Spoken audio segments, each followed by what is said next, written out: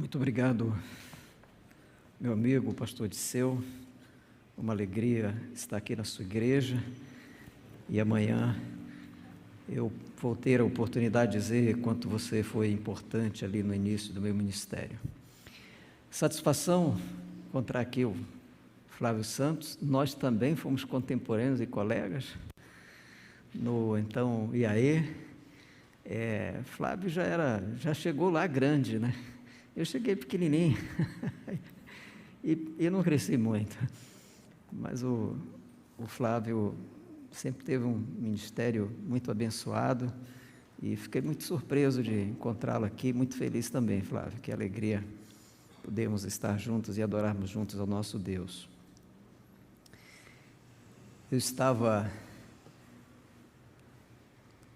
numa cidade onde nós morávamos, entre o Campus 1, onde trabalhei por 10 anos, os primeiros 10 anos do meu ministério, e o Campus 2, onde eu praticamente encerrei o meu ministério, trabalhei lá por mais de 12 anos. Eu trabalhei no Nordeste e morávamos na cidade de Aracaju. E uma tarde de domingo, após o almoço, estava em casa e da sacada do edifício onde nós morávamos, dava para ver o delta do rio chegando no mar. E naquela tarde bem ensolarada, parecia que estava ocorrendo uma espécie de competição, algo a respeito de navegação de barco à vela. Muitos barcos seguindo no rio em direção ao mar. E depois de alguns momentos, todos os barcos de propulsão eólica, soprados pelo vento, estavam todos indo naturalmente numa mesma direção.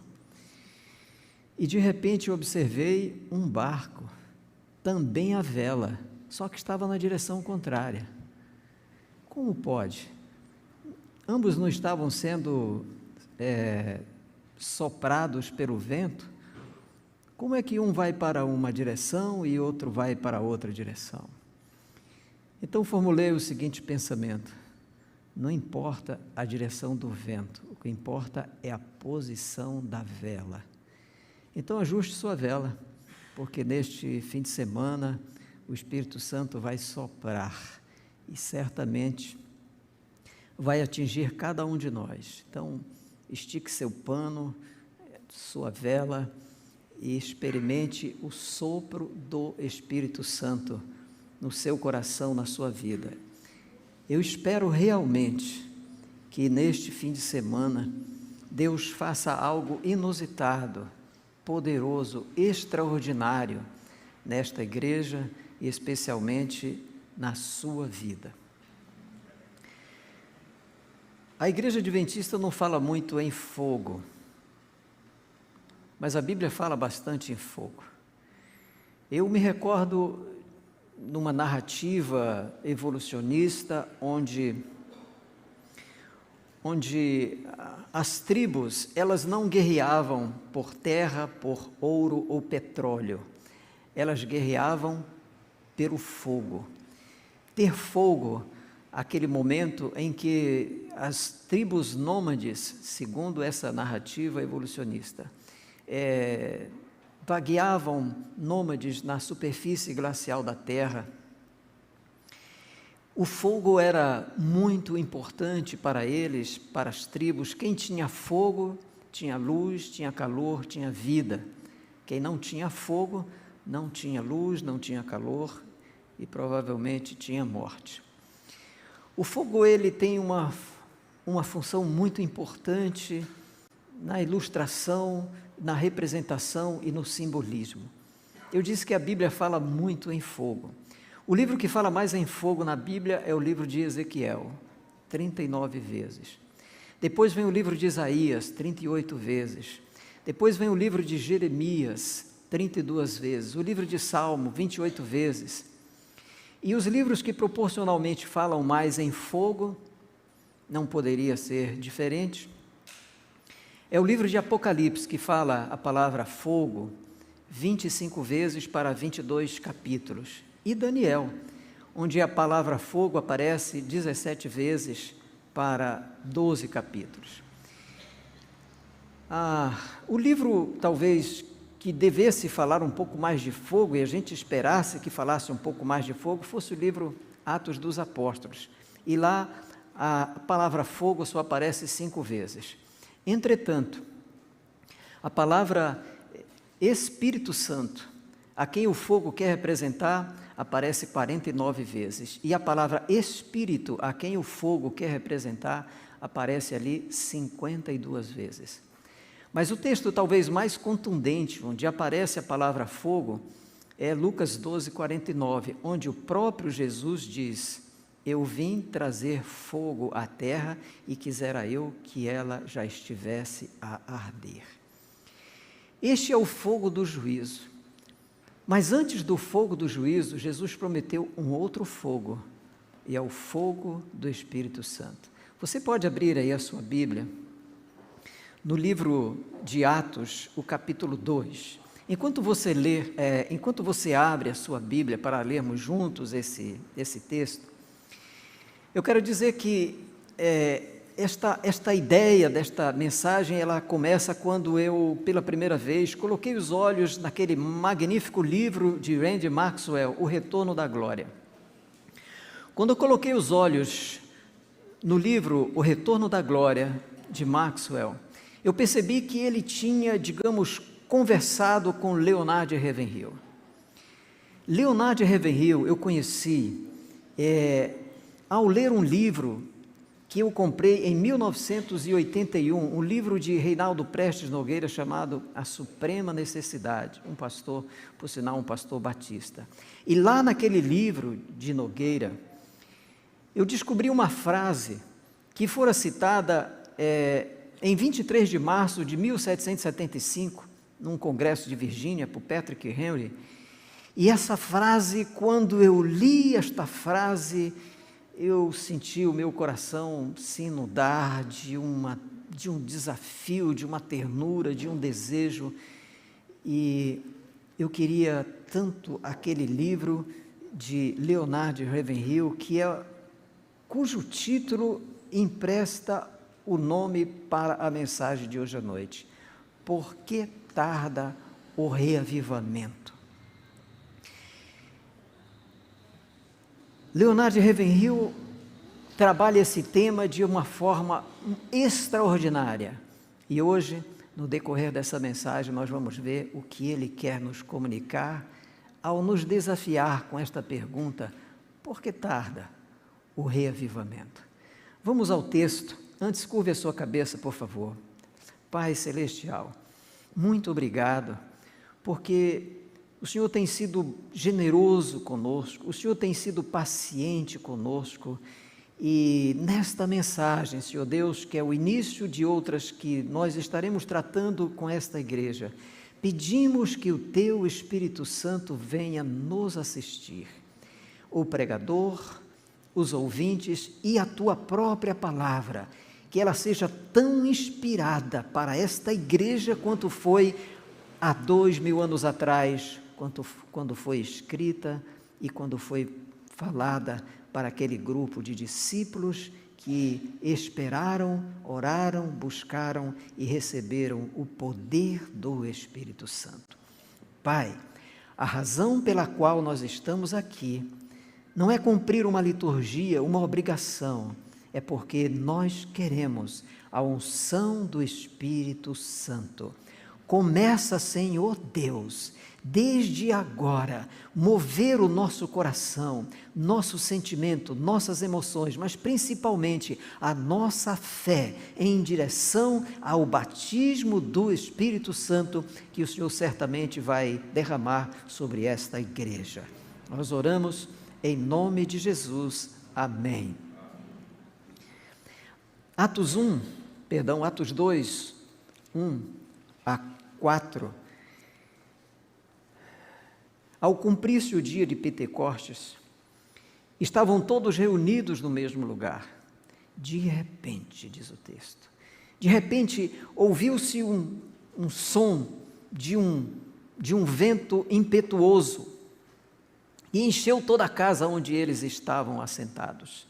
E pousaram sobre cada um deles línguas como que de fogo, e todos foram batizados no Espírito Santo. Amém? Amém. Glória a Deus. Meus queridos, esse texto é o nascimento da igreja. A igreja nasce com o batismo do Espírito Santo. A igreja não vai tateando as escuras à procura de algo que Jesus prometeu e que, quem sabe, um dia isso venha a ocorrer. Não. A igreja nasce. Esse texto é o flagrante do nascimento da igreja, é uma fotografia da sala de parto da igreja. A igreja nasce. Mas a igreja nasce já ungida, a igreja já nasce cheia do Espírito Santo. Mas o que seria o reavivamento?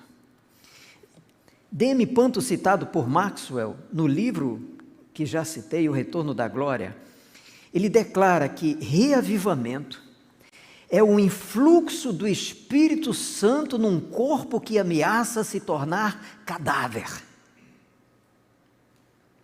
O próprio Maxwell diz que o reavivamento é a ressurreição da morte espiritual iminente, é a reconquista de nosso primeiro amor. E Ellen White diz que reavivamento significa renovação da vida espiritual, uma vivificação das faculdades do espírito e do coração.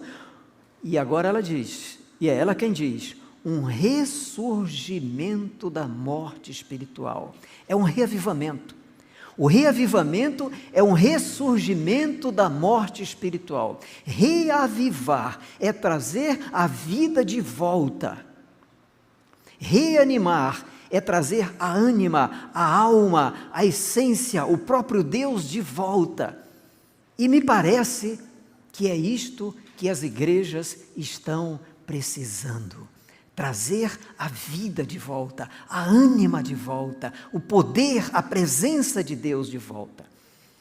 Nós não temos muitas referências a respeito de reavivamento.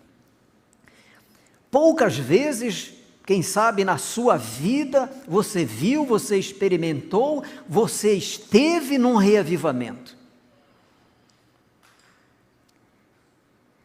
Eu estava numa reunião de oração, e nós íamos orar pelo Espírito Santo, e de fato nós oramos, e ali uma moça,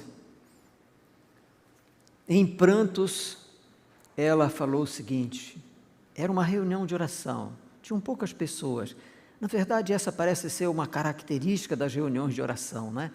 Sempre tem poucas pessoas.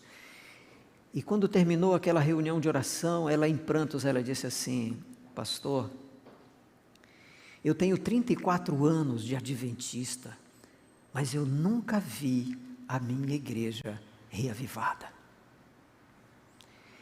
Aquelas palavras me atravessaram a alma. Será que ela estava falando a verdade? Certamente. E você? Já viu uma igreja reavivada?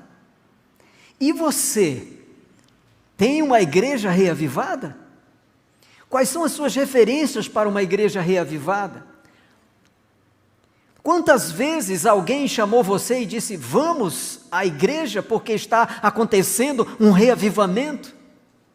E quantas vezes você foi a uma igreja e saiu reavivado? E que continua reavivado no poder, no Espírito Santo, numa experiência próxima, íntima com o Espírito Santo?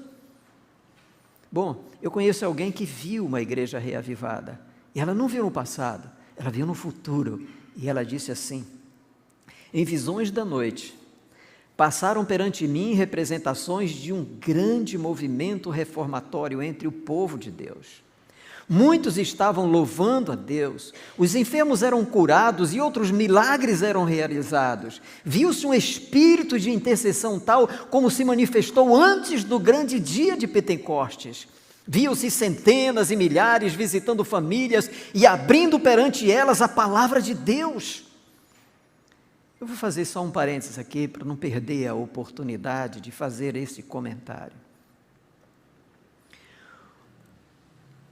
A internet tem sido uma bênção em muitos aspectos. Eu mesmo tenho me servido da internet. Amanhã mesmo, às 14h, eu vou estar orando para um grupo de diversos lugares do país. É uma bênção. Mas a internet não substitui a igreja. Está claro isso? A internet não substitui a igreja. E os cultos de internet não substituem os cultos na igreja. E aqui está uma prova de que o reavivamento não é um movimento de internet.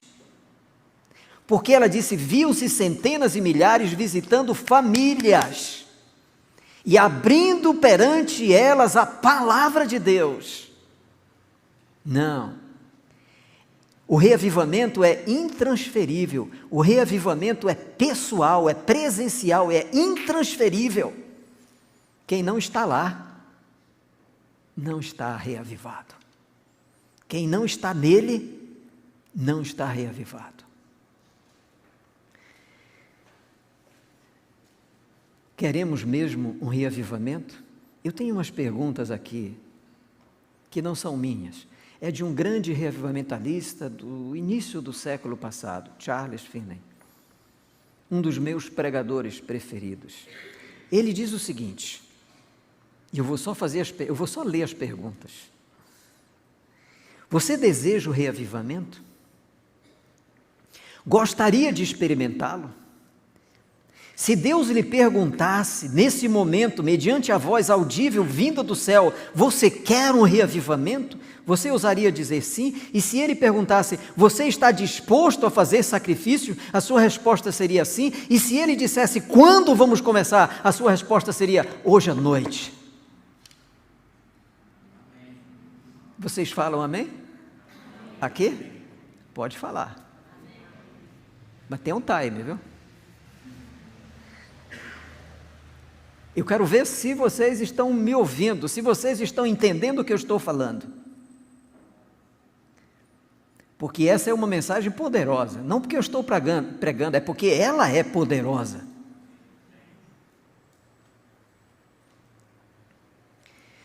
Você está mesmo disposto a ser reavivado?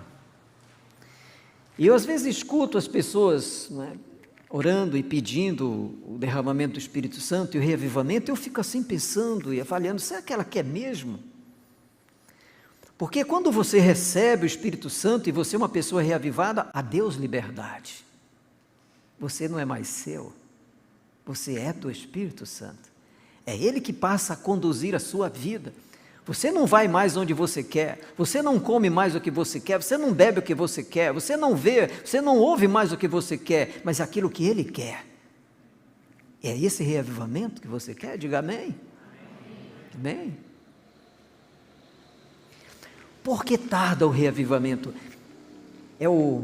É a síntese do livro de Ravenhill. Por que tarda o reavivamento? Ele sugere aqui, eu só vou ler e saiba, esse livro foi publicado em 1957. 1957. Desde lá ecoam estas propostas e perguntas. Por que tarda o reavivamento? Primeiro, tarda porque os pregadores estão mais preocupados com dinheiro, fama, posição e aceitação pessoal do que em levar os perdidos ao arrependimento. Segundo, tarda porque não há mais confissão de pecados. E em Levítico 5,5 diz, será que culpado sendo confessará naquilo em que pecou?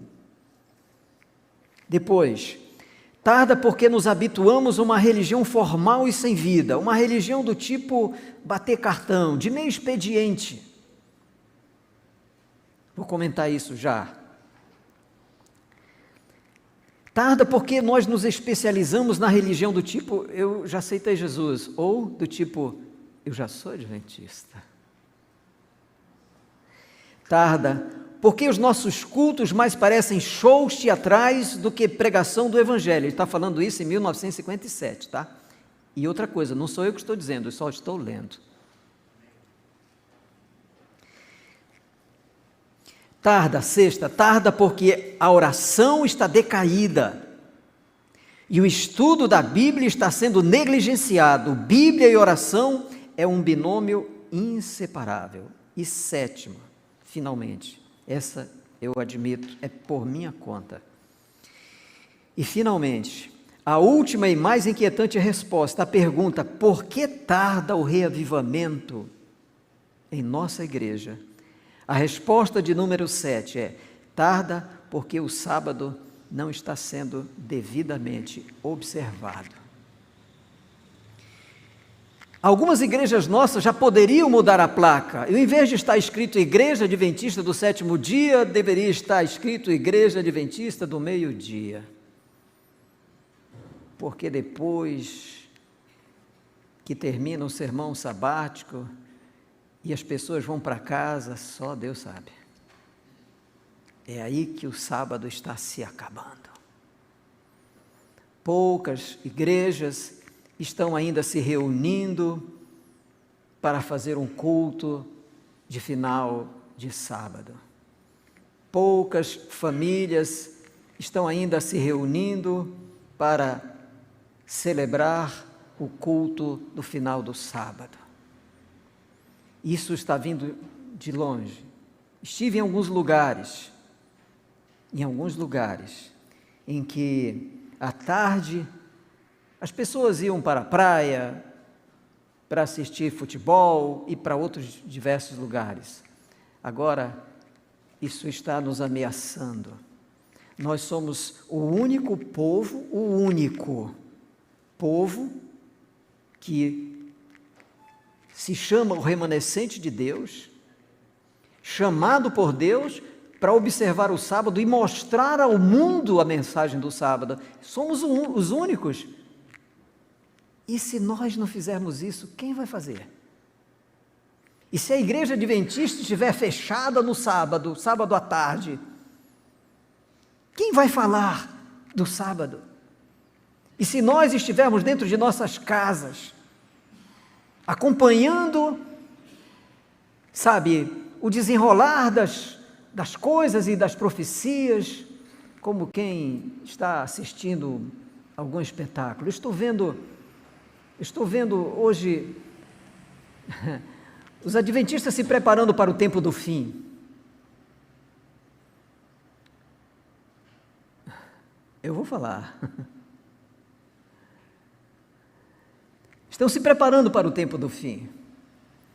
Comprando sítios, chácaras, não sei mais o que, organizando, colocando piscina, campo de futebol, quadra de vôlei e uma boa internet, claro, porque quando as pragas começarem a cair, eles querem estar no ar-condicionado, só assistindo pela internet.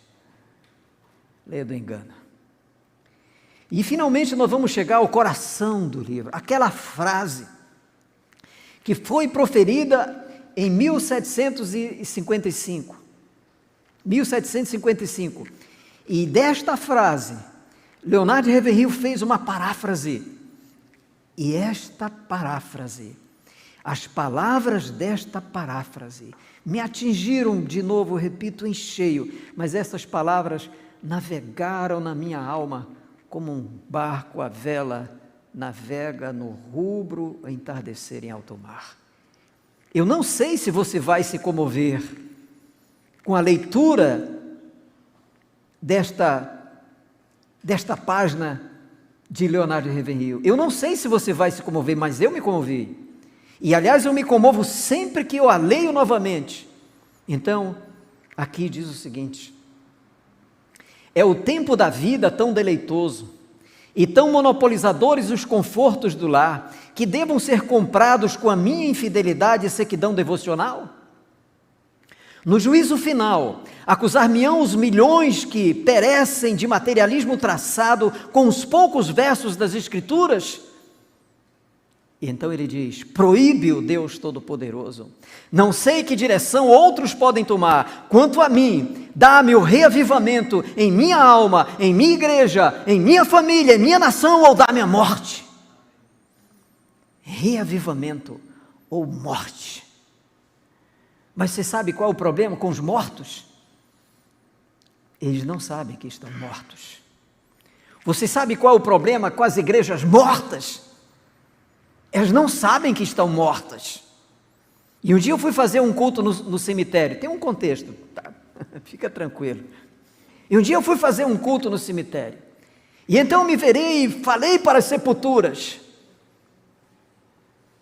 Olha, sinceramente, parecia algumas igrejas que eu tinha pregado. Nenhum movimento. Aí me lembra de Ezequiel, né? Profetizando para um vale de ossos secos. E às vezes algumas igrejas, elas parecem um vale de ossos secos, sem vida, sem movimento, sem nada. Mas foi o resultado de uma profecia, que ouviu-se um ruído. E os ossos começaram a se movimentar. E osso começou a procurar outro osso. De acordo com a sua própria extensão, articulação e estrutura. E de repente, já era um esqueleto. E de repente, tecido, músculo, carne, começou a cobrir essa estrutura óssea. E depois era um corpo. E esse corpo foi soprado o Espírito Santo e ele viveu. Aleluia? Amém? Amém. Bom, eu não sei a que ponto você está, como pessoa, como família, como igreja. Eu sei que Deus quer fazer algo. Porque já passou o tempo de esperarmos, sentados no banco da igreja, que venha alguma coisa, que venha, quem sabe, um programa da conferência geral, ou um pregador iluminado que traga o Espírito Santo. Como falou meu amigo pastor Disseu, a minha conversão se deu dentro de um navio, lendo a Bíblia e o livro O Conflito dos Séculos, que hoje se chama Grande Conflito. A minha conversão se deu ali. Um adventista apostatado fez um grande trabalho quando me deu aquele livro. E um amigo meu, um colega da Assembleia de Deus, me deu uma Bíblia. E eu estava lendo ali a Bíblia. E eu estava lendo justamente o Sermão da Montanha. O Sermão da Montanha. Lembra o Sermão da Montanha? Ainda hoje, o pôr do sol, uma criança falou o texto, primeira das bem-aventuranças do Sermão da Montanha. Bem-aventurados os humildes de espírito, porque deles é o reino dos céus. Bem-aventurados os que choram, porque serão consolados. Bem-aventurados os mansos, porque darão a terra. Bem-aventurados os misericordiosos, porque serão chamados filhos de Deus. Bem-aventurados os pacificadores, porque serão chamados filhos de Deus. Bem-aventurados os perseguidos por causa da justiça. E Jesus segue falando, olha, vós sois o sal da terra. Se o sal se tornar insípido, como lhe restaurar o sabor? Vós sois a luz do mundo. Não se esconde uma cidade edificada sobre um monte, nem se acende uma candeia para colocar embaixo do alqueire, mas no velador, e assim ilumina todos os que estão na casa. E ali eu fui indo no Sermão da Montanha, você sabe, ouviste o que foi dito aos antigos. Não adulterarás, eu porém vos digo, visto o que foi dito aos antigos. E finalmente, o Sermão da Montanha termina, Jesus dizendo, olha, quem ouve essas minhas palavras é como aquele homem prudente que edificou a sua casa sobre a rocha. E veio a chuva e sopraram os ventos e transbordaram os rios e deram com ímpeto contra aquela casa que permaneceu. Eu terminei de ler aquilo ali e eu fechei a minha Bíblia e olhei pela vigia do meu camarote e olhei o céu azul.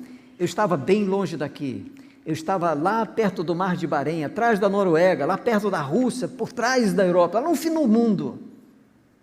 E eu fechei a minha Bíblia E olhei pela vigia e eu falei, ok, Senhor, eu vou ser fiel. Eu sabia muito bem o que era ser fiel para o marinheiro. Eu falei a Deus, vou ser fiel. E fui fiel. E eu não tinha igreja. E eu não tinha pastor. Eu não tinha escola sabatina, eu não tinha nada. Éramos somente eu e minha Bíblia. O cristianismo precisa apenas da Bíblia. E aqui nós encontramos Jesus Cristo. E aqui nós encontramos o Espírito Santo.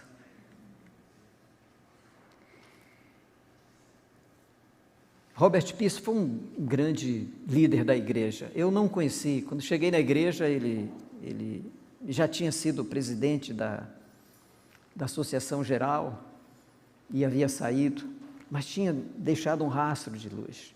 Ele conta uma história muito interessante.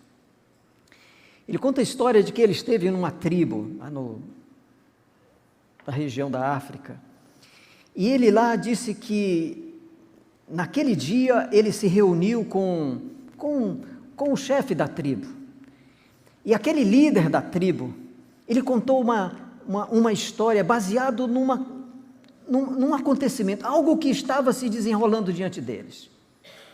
Ele diz que ali na frente onde eles estavam, na frente da tribo, num determinado local, apareceram lá vários macacos, que ele chama de sinocéfalos. E estes macacos, eles começaram a organizar madeira. Eles começaram a juntar madeira. E eles iam e vinham e finalmente eles montaram uma fogueira. E aquela fogueira, depois que eles montaram, eles se reuniram em círculo em torno da fogueira. E Robert Peace diz assim, que cena, naquela pequena clareira da floresta. E o líder da tribo Luo falou para o pastor Peace, estes macacos, eles nos imitam, eles já nos viram fazer isso várias vezes. Eles já nos viram fazer a fogueira várias vezes, então eles nos imitam, eles trazem a lenha, eles organizam a fogueira, só que tem uma coisa, eles não sabem fazer fogo, eles não sabem colocar fogo. E meus queridos irmãos, diz ele, seria isso uma alegoria da experiência da igreja remanescente na atualidade? Nós estamos bem organizados. Existem igrejas que funcionam há décadas. São boas igrejas, são bons irmãos, tudo direitinho, tudo organizado, mas é como aquela fogueira dos macacos. Não tem fogo. Nós não deveríamos nos conformar com isso. Você não deveria ir dormir hoje à noite tranquilo. Você deveria levar para a sua vida, para a sua experiência, uma pergunta: por que não tem fogo na minha vida? E se tem fogo, por que eu não estou levando fogo para outras pessoas?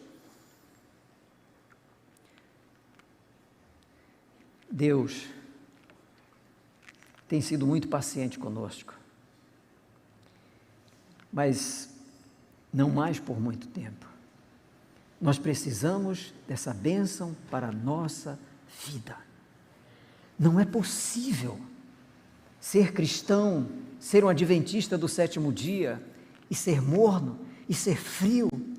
O vaticínio da igreja laodiceana não deveria nos atingir. Bons irmãos, eles vão para a igreja, sábado de manhã, e terminam, eles voltam. O que eles fazem? Que diferença estão fazendo no mundo? Que tipo de Bíblia estão lendo? Que tipo de comunhão estão tendo? Que tipo de oração estão fazendo? Por que as igrejas estão tão quietas? Por que a minha vida é tão fria? Nós estamos arrumando lenha, mas não tem fogo. Nós precisamos deste fogo em nossa vida. Este final de semana, eu vim aqui para o Tudo ou Nada. Pastor Disseu, nós estamos aqui para o tudo ou nada. Ou nós recebemos o reavivamento, ou a morte. E da morte, para alguns, talvez não seja mais nenhuma surpresa. Deus quer reavivar a sua igreja, mas entenda, a igreja sou eu, a igreja é você. Quando Deus quer reavivar a sua igreja, significa que Ele quer reavivar a sua vida. É a sua pessoa. E quando uma pessoa é um tição, quando uma pessoa está ardendo e quando ela se junta, então ela é uma fogueira. E é isso que Deus quer fazer conosco neste fim de semana, mas não apenas como um evento passageiro. Deus quer incendiar a sua igreja para que ela possa iluminar o mundo, para que ela possa iluminar e aquecer o seu entorno, para que ela possa cumprir a mensagem do Evangelho. Faz quase 2000 anos que ocorreu este grande incêndio espiritual. Lembre-se, eles estavam lá reunidos. Mas eles não estavam lá reunidos para receber mais um sermão, para receber mais uma liturgia, mais um programa. Eles estavam lá reunidos porque eles queriam o Espírito Santo. Quando você sai de sua casa e vem para a igreja, qual é a sua expectativa? O que é que você vem buscar? O que move você? O que traz você à igreja? Ninguém deveria voltar para casa nunca depois de um culto se não tiver a certeza de que recebeu a unção do Espírito Santo.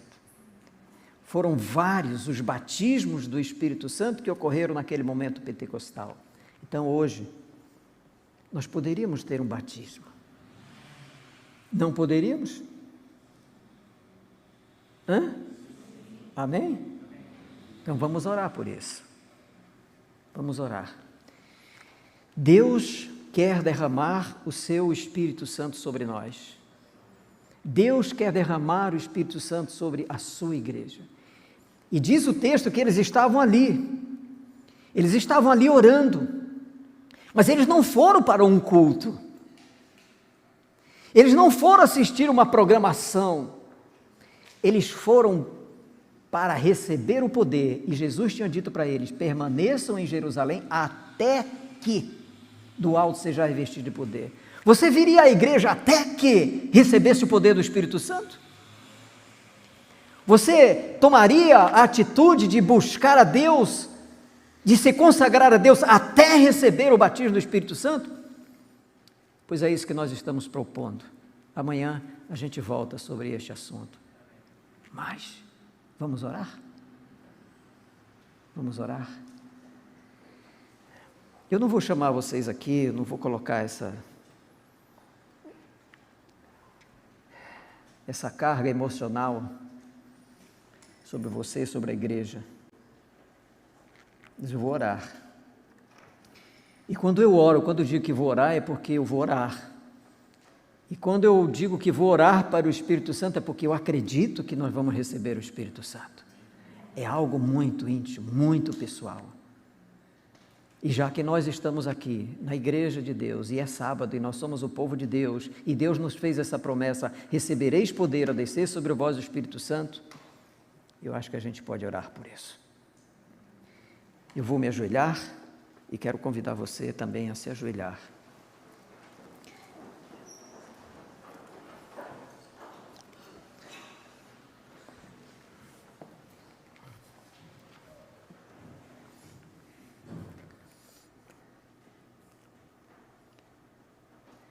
Pai Celestial, Senhor de toda a glória, Deus de todo o universo, Criador de todas as vidas, nosso Senhor e nosso Salvador. Pai, nós já estamos na Tua presença, Pai. Nós já estamos na Tua casa, nós já estamos no Teu santo dia. Por isso, Senhor Deus, É uma oportunidade maravilhosa para nós clamarmos e recebermos o cumprimento da mais preciosa promessa que o Senhor deixou a esta terra, a este mundo e à tua igreja, que é o derramamento do Espírito Santo. Deus, nós temos vivido uma religião muito superficial. Nosso coração tem estado frio. Muitas vezes nós vimos a igreja e poderíamos não ter vindo porque não houve nenhuma diferença em nossa vida. Mas hoje, Pai, aqui neste lugar, nós estamos iniciando uma busca, Senhor Deus. Nós estamos iniciando uma tarefa muito sagrada, Pai, que é de buscar o poder do Espírito Santo para a nossa vida. Senhor Deus, o Senhor prometeu, nós agora de joelhos, nós não estamos cobrando porque nós não temos o direito de cobrar, mas nós estamos suplicando, por favor, Deus, vem neste momento, por favor, e derrama o teu Espírito Santo sobre esta igreja. Que, Senhor Deus, assim como há 2000 anos, o Espírito Santo veio como línguas de fogo e pousou sobre cada um, nós estamos pedindo, Senhor Deus, que o Espírito Santo venha e pouse sobre cada um de nós, Pai. Nós não queremos a língua de fogo, nós não queremos o som do vento, nós não queremos o ruído, não queremos o fenômeno, mas nós queremos a pessoa do Espírito Santo. Por isso nós clamamos, Pai, agora, batiza-nos com o Espírito Santo, Deus. Ao voltarmos para a nossa casa, que haja um sentimento diferente, uma linguagem diferente, um estado de espírito diferente e nunca mais, Pai, voltemos a uma vida de frieza, de mornidão e de indiferença. E quando voltarmos a esta igreja, Pai, amanhã, voltemos com uma expectativa muito maior do que a que viemos hoje à noite, Pai. Nós oramos agradecidos em nome de Jesus, o nosso Senhor. Amém e amém.